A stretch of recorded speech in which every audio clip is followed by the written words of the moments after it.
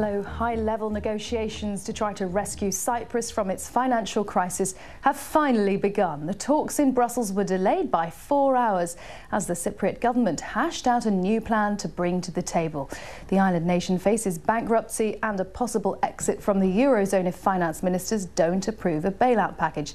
It's down to the wire now. A plan has to be put in place by Monday. Here's the BBC's Europe editor, Gavin Hewitt. The Cypriot people knew today their destiny was being decided elsewhere in crucial talks in Brussels. By tomorrow, they have to agree a bailout deal with the Eurozone or risk bankruptcy. The people are on edge. A limit of €100 a day has now been placed on withdrawals from cash machines. People are very concerned. They really save every penny they have, every cent, because of this uncertainty, unfortunately. One of the wealthiest and most influential institutions is the Orthodox Church. Today, the Archbishop of Cyprus had a message for Europe's leaders. There is a red line. My view is that Europe's officials are set to strangle the Cypriot economy by destroying our banks. Instead of allowing them to make us poor, it's better that we leave the Eurozone and fend for ourselves. The Archbishop made it clear he wasn't calling for Cyprus to leave the Eurozone immediately, but in the future. Earlier, the President had left here for Brussels with European officials warning that there were only hard choices left. Certainly the view here in Cyprus is that they're being treated unfairly. The picture is very different in Brussels, with one minister describing Cyprus as a casino economy heading for bankruptcy. The challenge for the President of Cyprus arriving in Brussels was to convince the Eurogroup that his country really could raise nearly €6 billion and so qualify for a full rescue. Some Eurozone finance ministers were taking a tough line. The numbers haven't changed. If they have, then they've only got worse. I hope that we'll reach an agreement today, but that means that Cyprus has to have a realistic assessment of the situation. Back in Cyprus, the Sentides family waited anxiously. It seems likely that those with deposits over €100,000 in the main bank will have to pay a 20% levy. I didn't cheat nobody, and I lose 1 million. Just like this, because I said that the Eurogroup, you have so much money. Why? There is still an expectation here that a deal will be reached in Brussels tonight and that it will be tough on Cyprus.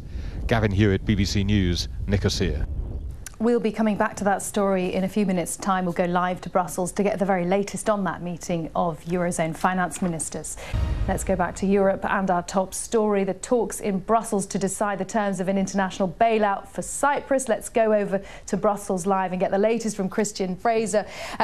Christian, that meeting starting 4 hours late, is that an indication of how difficult this all is?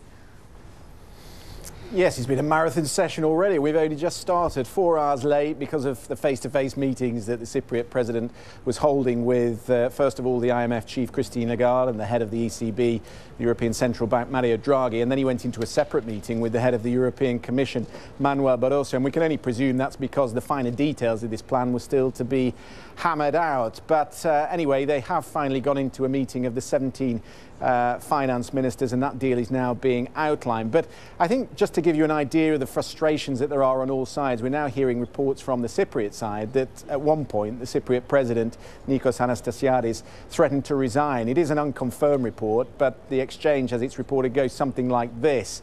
He says to Christine Lagarde, I give you one proposal and you turn it down, so then I give you another and you say the same. Are you trying to force me to resign? That speaks really of his frustration with, I think, the IMF, but it also speaks of the high-stakes game of brinkmanship that they are playing here in Brussels. For the moment, the nuclear option has been averted, and as I say, they are all around the table at the moment. They are setting out the deal as it stands. What we don't know is whether the deal is complete or whether they are still negotiating over some points of it. Right, and the deadline we keep hearing about, Christian, how set is that deadline? Because presumably everyone in that room does not want to let Cyprus go under, because it would be bad for not just Cyprus, everybody involved and beyond.